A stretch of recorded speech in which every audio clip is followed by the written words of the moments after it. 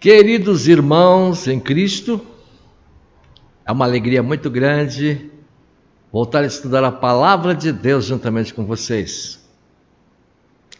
Irmãos, nosso canal é um canal que tem um objetivo muito grande: conquistar 1 milhão de almas para Deus.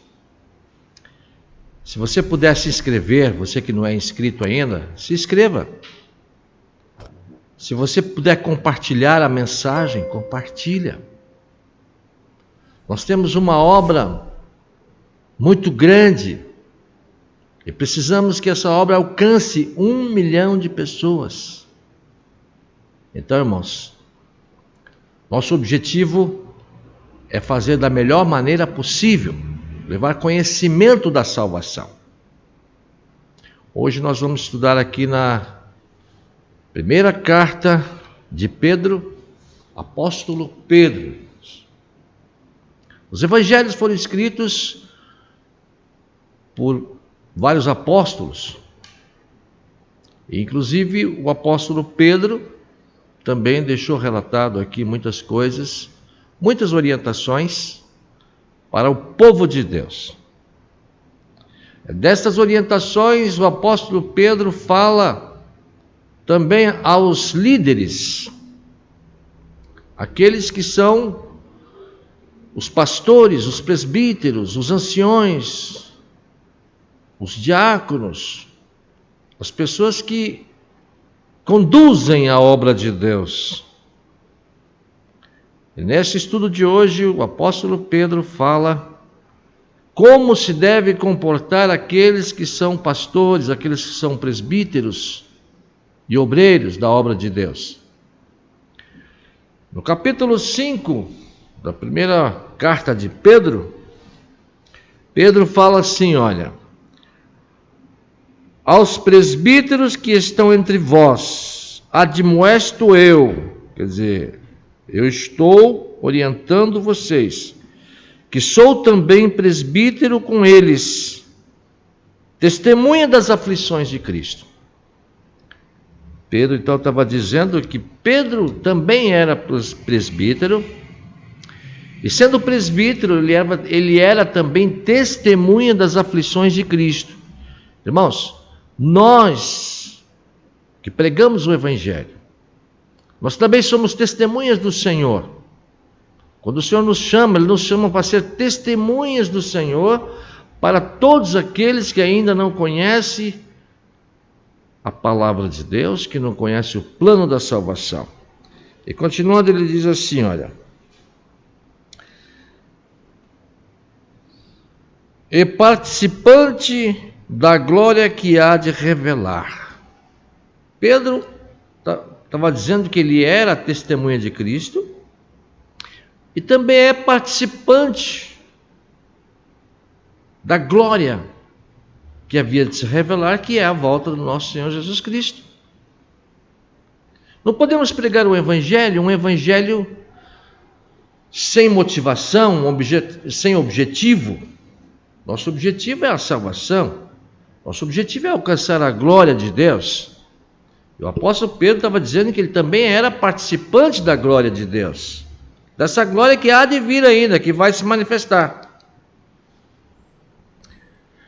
Aí ele falando aqui para os pastores e os presbíteros, ele diz assim, olha: apacentai o rebanho de Deus que está entre vós, tendo cuidado dele, não por força.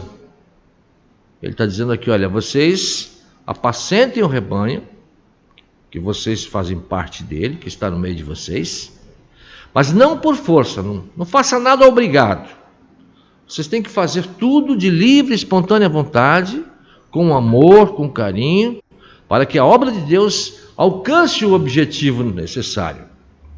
Então, continuando aqui, ele diz assim, olha: tende cuidado dele, não por força, mas voluntariamente, nem por torpe ganância, mas de ânimo pronto.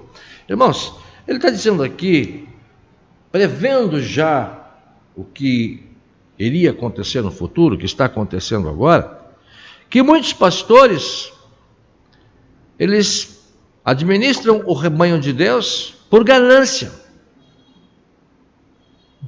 Hoje, existem pastores, principalmente aqui no Brasil, que são um dos homens mais ricos do Brasil. Os jatinhos dessas pessoas são os mais caros que existem. Bom, não estamos criticando ninguém, mas aqui está falando para que nós possamos, então, cuidar do rebanho sem ganância alguma, irmãos. E quando aparecer o sumo pastor, quer dizer, quando aparecer Jesus Cristo, alcançareis a incorruptível coroa de glória.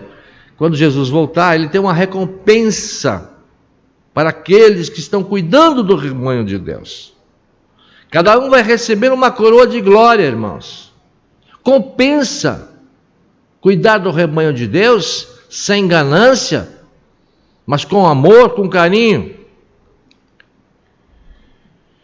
Semelhante vós, mancebos, sede sujeitos aos anciões e sede todos sujeitos uns aos outros.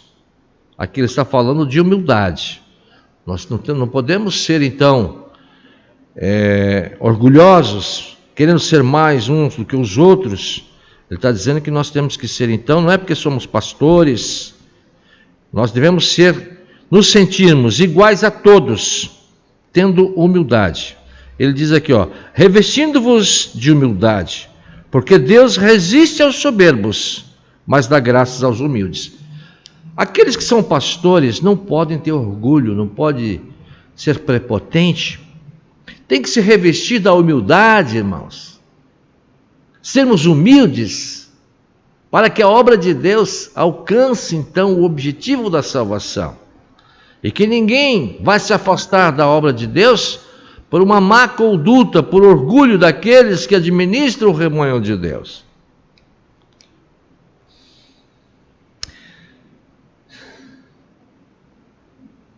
Humilhai-vos, pois, debaixo da potente mão de Deus, para que a seu tempo vos exalte.